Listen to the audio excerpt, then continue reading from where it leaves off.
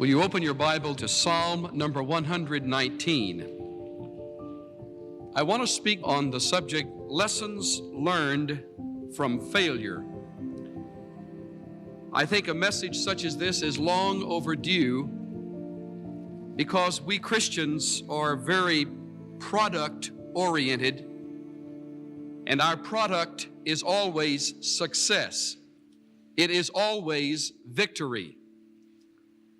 Unfortunately, we are guilty of presenting a fairy tale conversion, that if you will receive Jesus Christ, you will live happily ever after.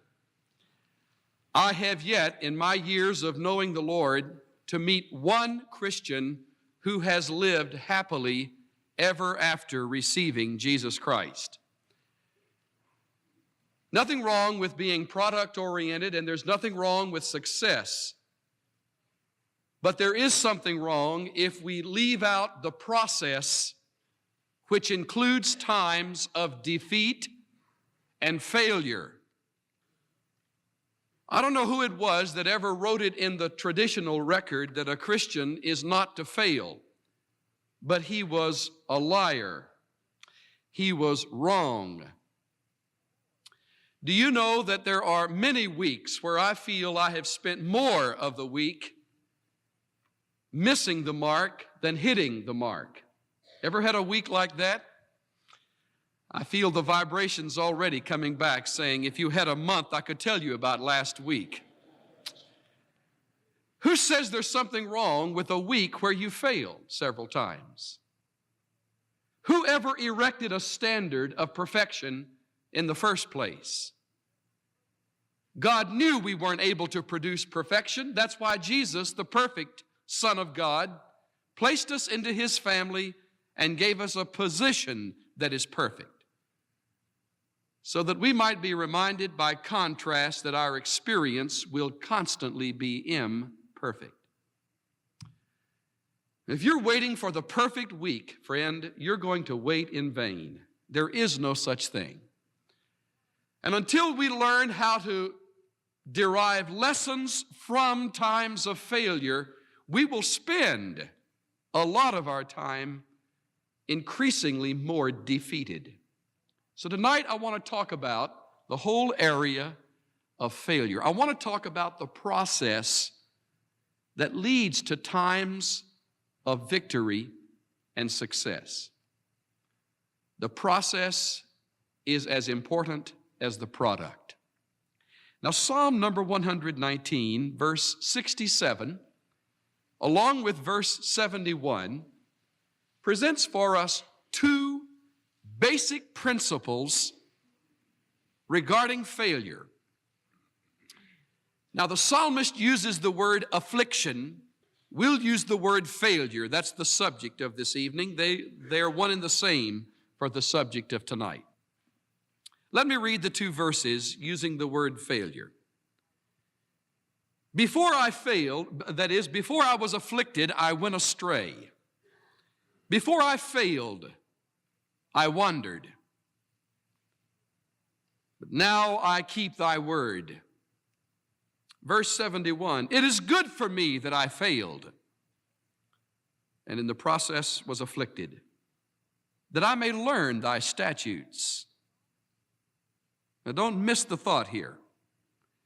The psalmist has been hurting for some period of time. He doesn't tell us what the hurt or pain was. He doesn't tell us how long it lasted. He just tells us it has happened.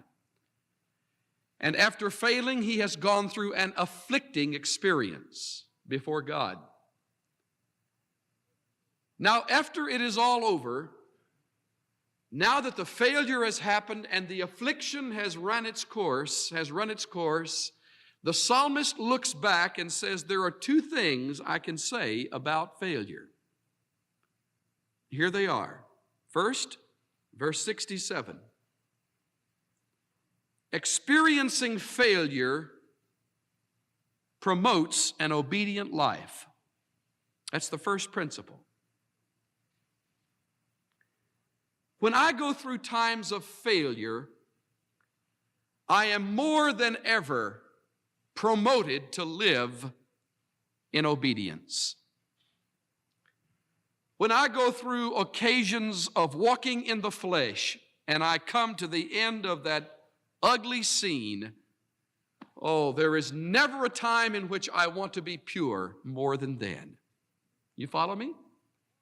Times of failure bring me to a place of wanting to be obedient more than ever at any other time. Now there's another principle. Verse 71. He says, it's good for me that I was afflicted, that I may learn. Principle number 2. Experiencing failure prompts a teachable spirit. You know people that are listening closely to God tonight? They're people who have been broken and bruised. You know the sensitive heart tonight? They're the Christian that's hospitalized or is facing hospitalization.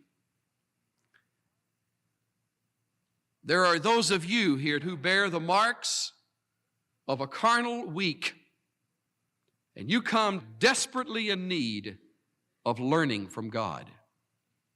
You see, the failure has given you a sensitive, teachable spirit. It's broken the pride barrier. The hardest thing for us to do is to face the fact that we have failed. Our tendency is to employ defense mechanisms, to deny it, to excuse it, to rationalize around it, to reinterpret it. Call it what it is. It was a failure. It was wrong. Now, having declared it, learn what God has to teach you from it. It was Winston Churchill, in the midst of the Nazi bombings, who said to the people of London, "This is not the end. It is not even the beginning of the end, but it is perhaps the end of the beginning." I like that very much. We have come through a time of failure. This isn't the end. It is not even the beginning of the end, but it is perhaps the end of the beginning. What do I mean by that? I mean that as you begin to interpret failure correctly, you will take your first giant step toward maturity. You will come to the end of the beginning, few steps of the Christian life. Now, the personification of this whole story is, of course, Moses, who is the man of the hour these days. And I want you to turn to a man who failed, and he failed royally. Old Mayor LaGuardia of New York, those of the other generation will remember that name, used to say, "I don't fail often, but when I do, it's a beaut." Maybe that's the way you feel. Preacher, I don't fail often, but boy, when I do, it is a royal flop. Well, wonderful. That's great, because royal flops lead to royal lessons that can be learned. If you fail only slightly, you'll get only a slight lesson. But if the bottom drops out and you fall 40 stories, that's when you begin to learn. It isn't the fall that hurts, it's the sudden stop at the bottom of those 40 stories that give you trouble. Moses is at the bottom of the well, as it were. The most crucial moment in his 40 years on earth. I know just how he feels. I've come through a very difficult week. A couple of most unique kinds of pressures led me to a hard week that's now passed. And I sort of was licking my wounds last night as I was thinking over tonight's message, and I thought, thanks, Lord, I needed that. As I look over what I'm going to be saying, I'm really saying it for my own benefit as well as for some of you that want to listen in to the testimony of this failure. Moses, verse 15, sat down by a well. Exodus 2:15, the last few words. The lowest moment of his life. You know how he felt. You perhaps have felt like that this past week. You sit down and you feel, what a waste. You feel, I'll never be useful. Or, God's through with me. Or, why? Not again. Here I am again. Had those feelings lately? I feel like I'm an advertisement for the pill Compose right now. You know, just a simple pill is what you need. No, you don't need a pill. You need to learn. You need to look back. I think Moses looked into the reflection in that deep well that hot evening, and he learned 4 lessons from his past. Let me give them to you. We'll just sort of survey where we were last week, and we'll wrap it up with some changes that God brought about in his life. The first lesson that he learned: spiritual ends are never achieved by carnal means. Spiritual results never take place through carnal means. Where had Moses acted in the flesh? Well, look back up at verse 11. It says, in those days when Moses had grown up, he went out to his brethren and looked on their hard labors. He saw an Egyptian beating a Hebrew, one of his brethren, and he looked this way and that way. And when he saw there was no one around, remember, he forgot to look up. He never prayed. He stepped into the scene, and in fact, he murdered that man and hid him in a fresh grave. That's the first act of the flesh. You cannot sow a carnal seed and reap a spiritual plant. You cannot sow a carnal act and reap spiritual fruit. If you manipulate and connive and scheme and lie to get yourself to the top, don't thank God for the promotion. God knows, as you know, that you manipulated and schemed and buried those carnal carcasses in the soil to get yourself promoted. So when you get there, don't give him the credit. I think at times we must say to the Lord, thanks, Father, for that. And the Lord must answer back, who? Me? I didn't pull that off. You pull that off. You cheat on an exam and make a good grade, don't thank God for the A. You planted a carnal seed in the crib sheet. You lie on your income tax and you get money back, don't thank him for the extra cash you can give to the building fund. It doesn't work, friend. He says to you, that's a carnal end. Don't thank me, Moses, that Egyptian is in the soil. You did that.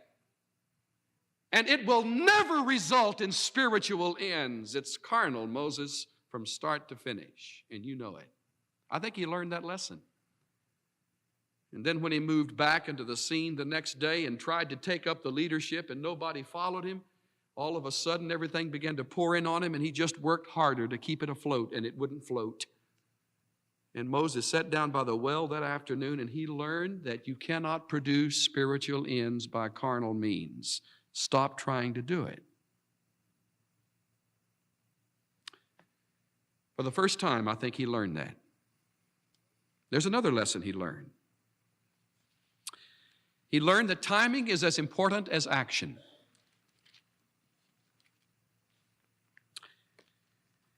Timing is just as important as action. Sometime, frankly, I think it's more important. You know that you can do the right thing at the wrong time and it'll blow up in your face? I've had that happen so many times, I'm just embarrassed to think back over it. God not only plans what we are to do, he has the right time for it. And Moses looked back and he could write over the entire experience premature. He jumped into that scene. He jumped into leadership. He pushed his way in. He forced his way, and it didn't work. And he looked back and he realized, I have now discovered that the timing of my act was as important as the act itself might have been. I am beginning to live by a formula that is rather simple. I want to pass it on to you so that I can keep you from stumping your toe as often as I've stumped mine. Here's the formula. When God is in it, it flows. When the flesh is in it, it's forced. Think that through.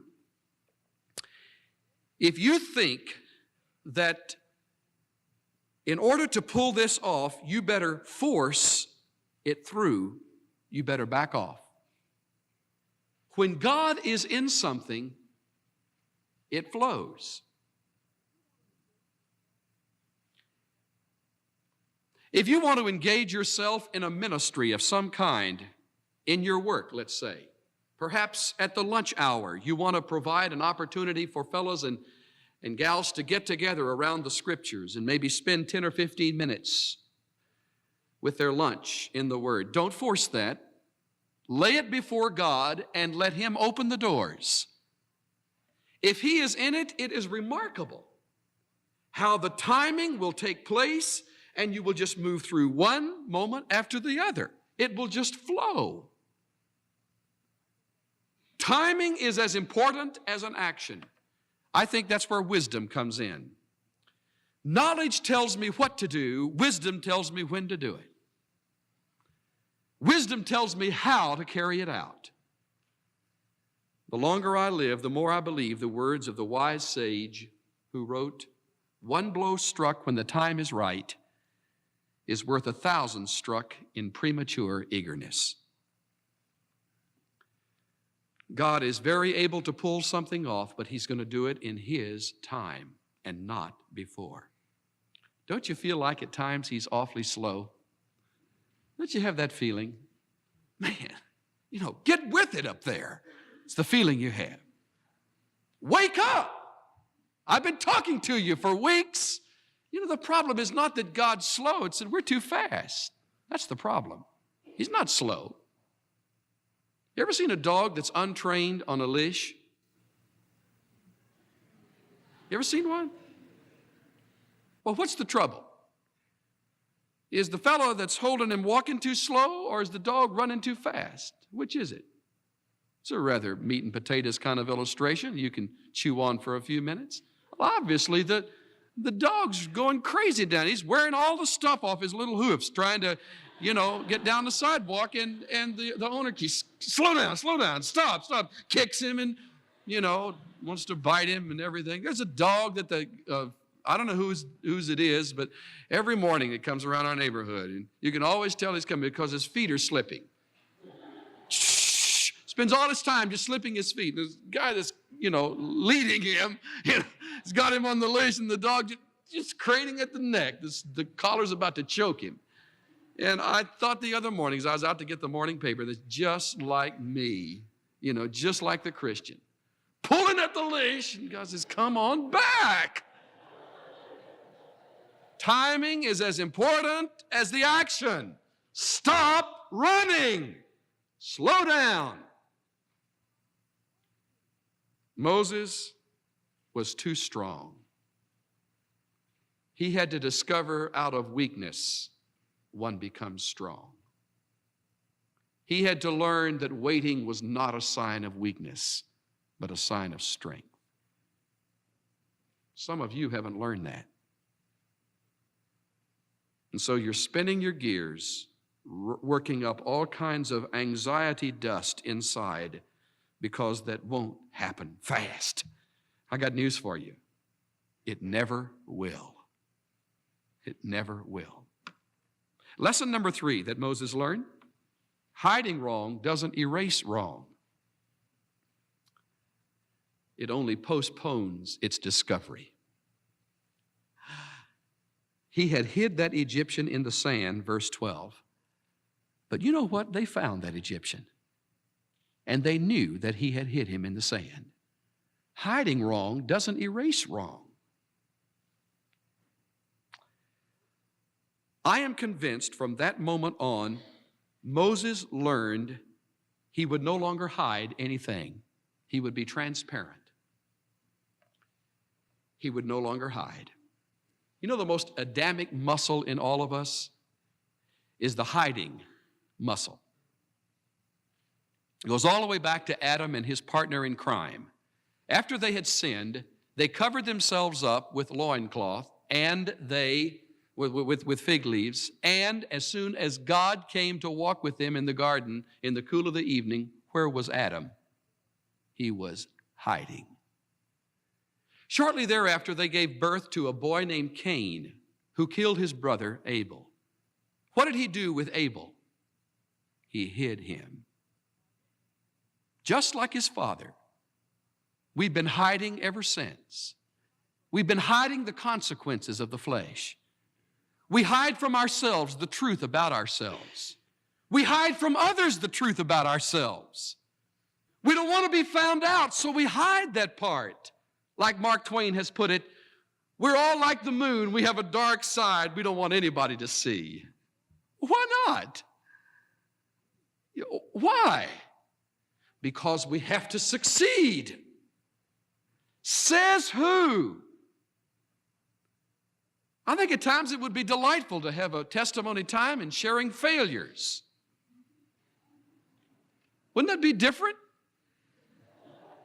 Ever been to testimony meetings where everybody was on cloud 39 and you were on tunnel number 7? And man, everybody was talking about soaring in the heavenlies, and man, you're down in the gutter. I think at times, hey, let's see the other side, friend. Tell me when you nosedive. Tell me about that experience. Oh, we hide that. We don't want anybody to see that. Why not? Because we are proud. Because we are dishonest, basically, in the heart. We are afraid to say, oh, wow, I had a miserable week. And as a result, my friend, we don't know how to handle failure. When we fail, we look upon it as though we think God looks upon it. God doesn't change. When we fail and say, oh, Father, I failed terribly, look at what I've done. A father comes just like your loving father would come and say, honey, I accept you just like you are. I acknowledge that that was wrong as you've acknowledged it. Now let's move on. Some of the most tender experiences of my life as a father have come when my children have honestly said to me, Daddy, I want to tell you what I did that was wrong. Some of the most touching, moving experiences have come at times like that. Some of the hardest times of a father's life comes when the child won't admit it and covers it up. You never find Moses covering up from this time on. He learned that lesson from failure. Here's a fourth lesson. First lesson, spiritual ends never achieved by carnal means. Timing is as important as action. Hiding wrong doesn't erase wrong. Fourth lesson, spiritual leadership is God-appointed, not self-assumed. I want to camp on this for just a few minutes because it is so different from the world. Spiritual leadership is God-appointed, not self-assumed. Now, how do you get promoted in the world system? Well, you must present yourself. You must assume an air of confidence. You must work up an incredible resume, right?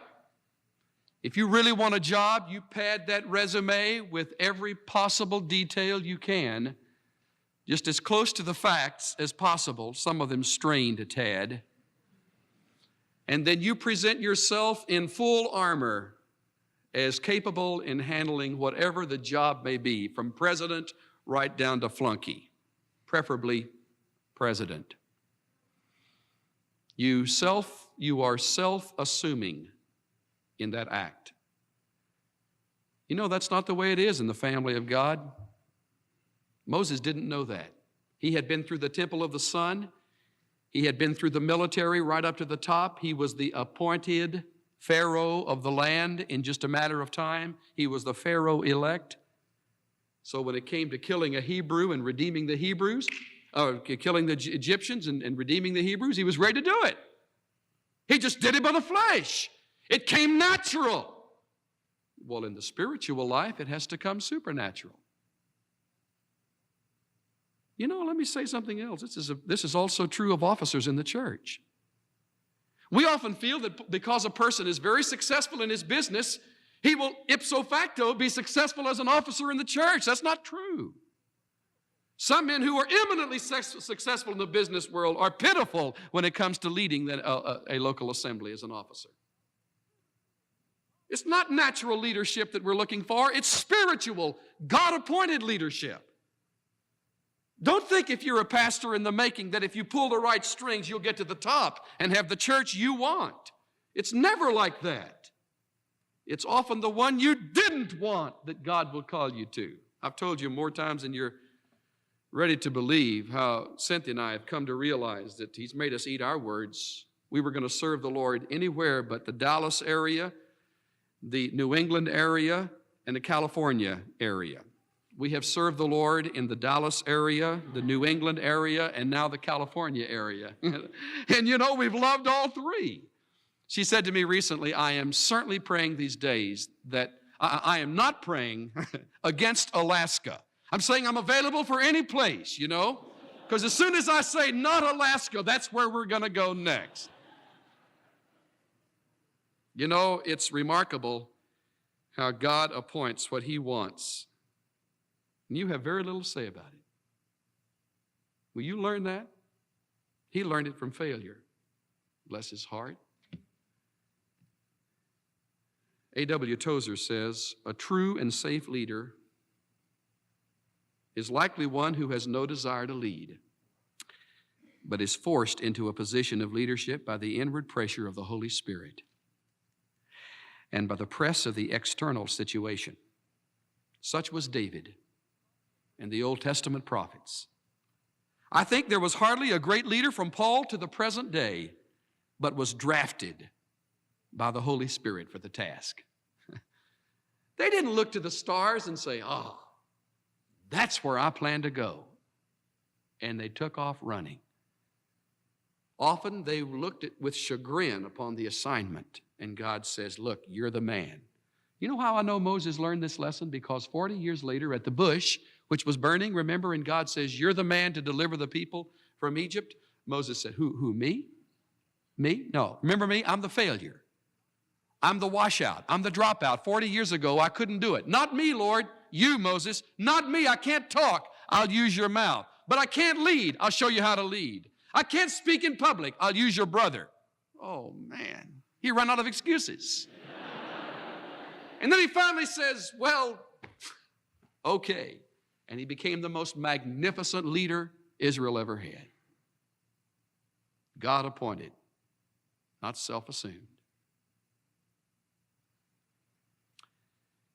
Did he change? Were there any strategic changes in Moses' life? Yeah, I think there were.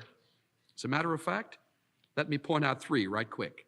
First of all, he developed a servant's attitude. Look at verse 16.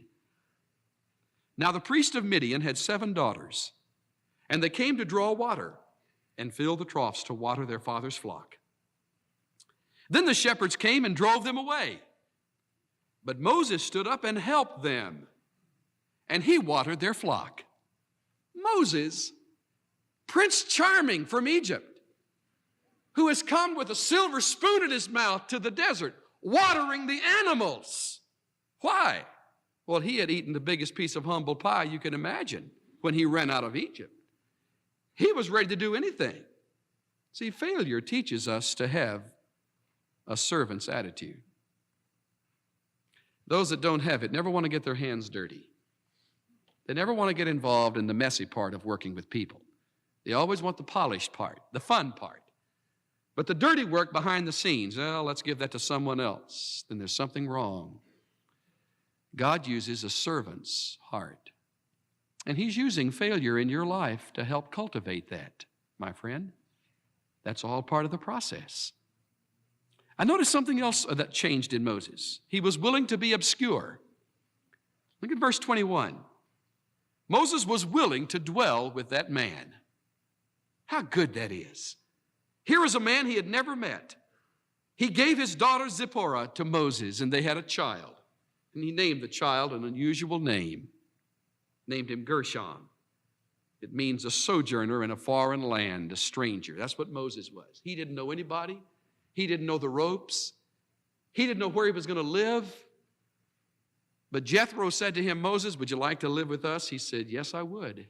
I'll live anywhere. That's being willing to be obscure.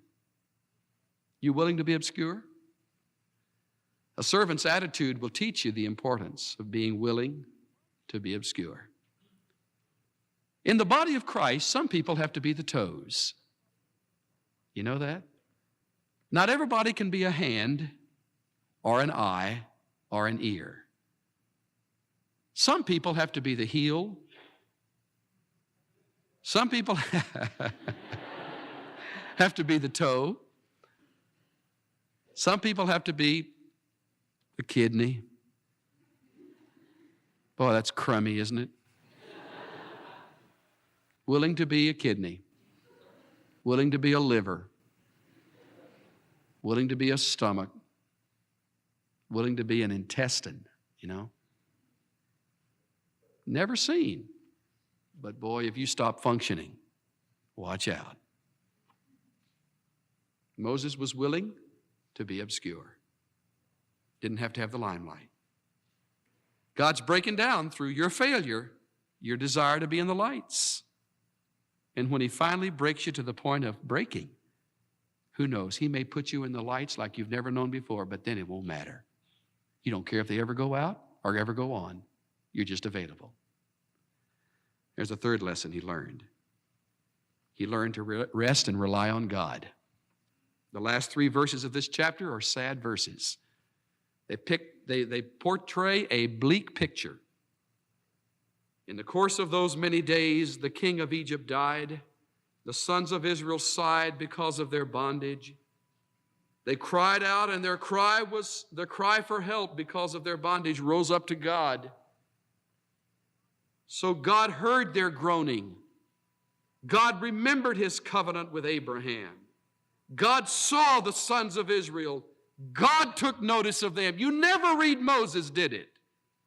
You better believe that caravan that traveled from Egypt down into the Midian desert and on across those wastelands didn't bring the message to Moses' ears. You better believe he knew that they were crying out. Moses had a heart for those people, but he rested his case. He relied upon God. He didn't roll up his shepherd's sleeve and run back to Egypt to redeem them. Not him. Boy, he had learned that lesson. He said, when God's ready, God knows, God will work. He relied and rested in God. Just for the ladies for a moment, I received the Nav Log, which is the periodical produced by the Navigators monthly. I was happy to read the writings of Ruth Denler Myers. Ruth was, for a lengthy period of her life, married to Dean Denler. Dean and Jean Denler were twins who played beautiful musical instruments and traveled over the Orient and the Far Eastern islands, and they presented Jesus Christ through music. But her husband died through a terrible case and bout with cancer, and she was left a widow with little children in the home. I watched her during this time as I knew her husband well, and I prayed often that God would give her grace to live the life of a widow. I was so pleased to read her writing. She has since married Warren Myers, who is a field representative, the Navigators. And she writes this. Listen, it's about failure as a mother. I remember one spring when I was a widow. Both of my children were facing excruciating problems. I would lie in bed at night harassed by anxiety. Even though I prayed about their needs, my worries kept returning. Why was I so anxious? At the time, now listen, at the time I was afraid of failure as a mother. My number one responsibility. I didn't even have their father to share the blame with.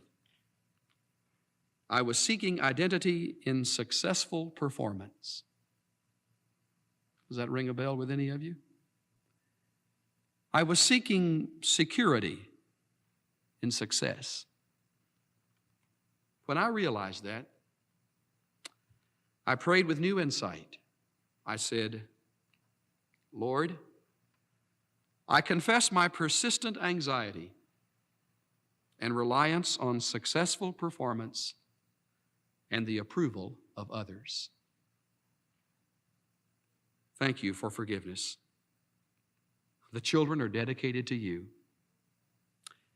If their difficult experiences will glorify you, even if I seem to be a failure as a mother, you have my permission. I love that.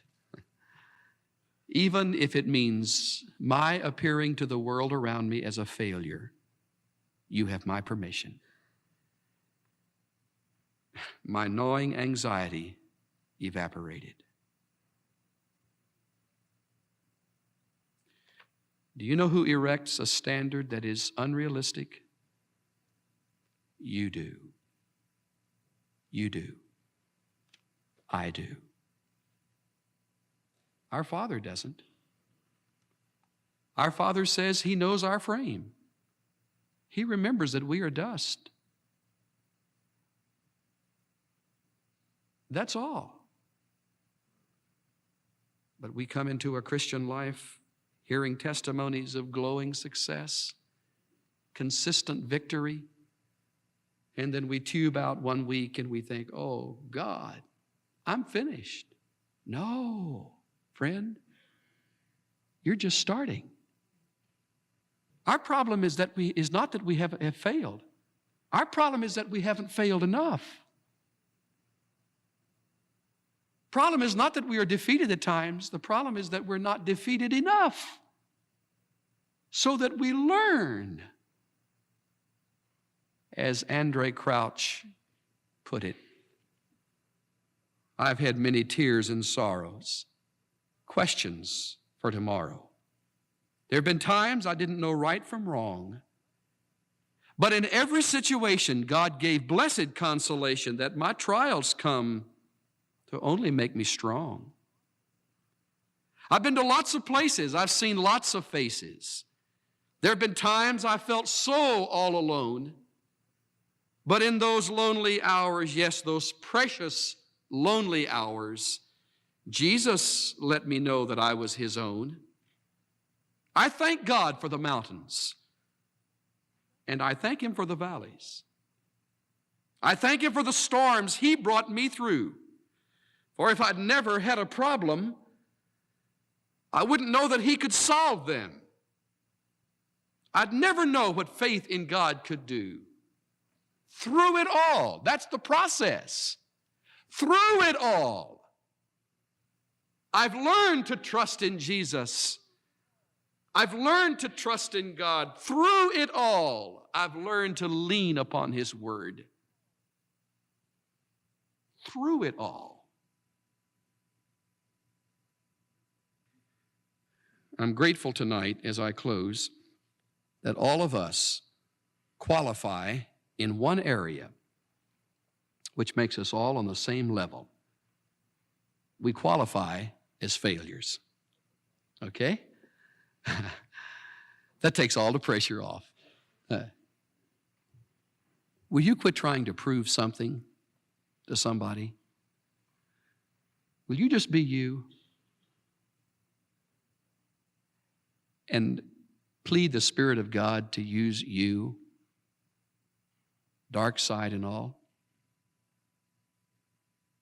You'll be amazed how that takes the pressure off.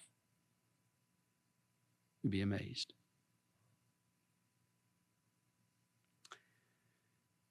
Now we come to the one who loves us just like we are, don't we? Let's bow together.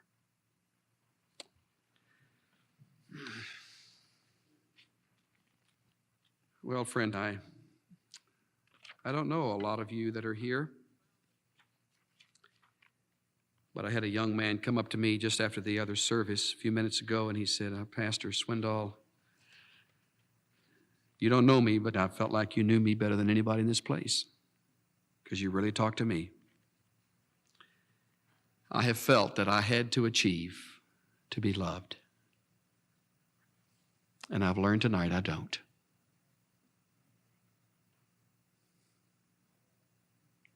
Just in the quietness of this moment,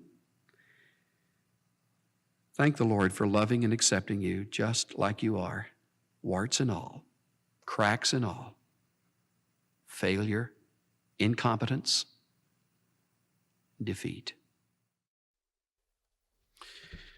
Lord, you are the one that never stops working in lives. You've written a book that will never end. You've given a power that will never reach its limit.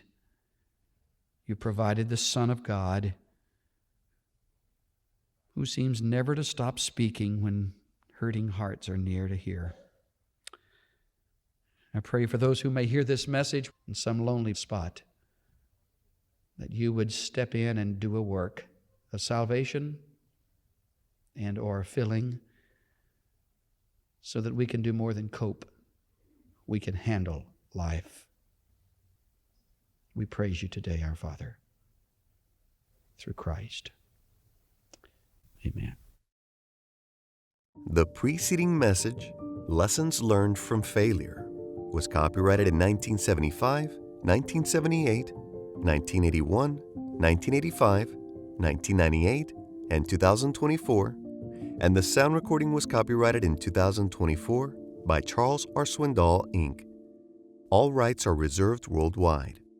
Duplication of copyrighted material for commercial use is strictly prohibited.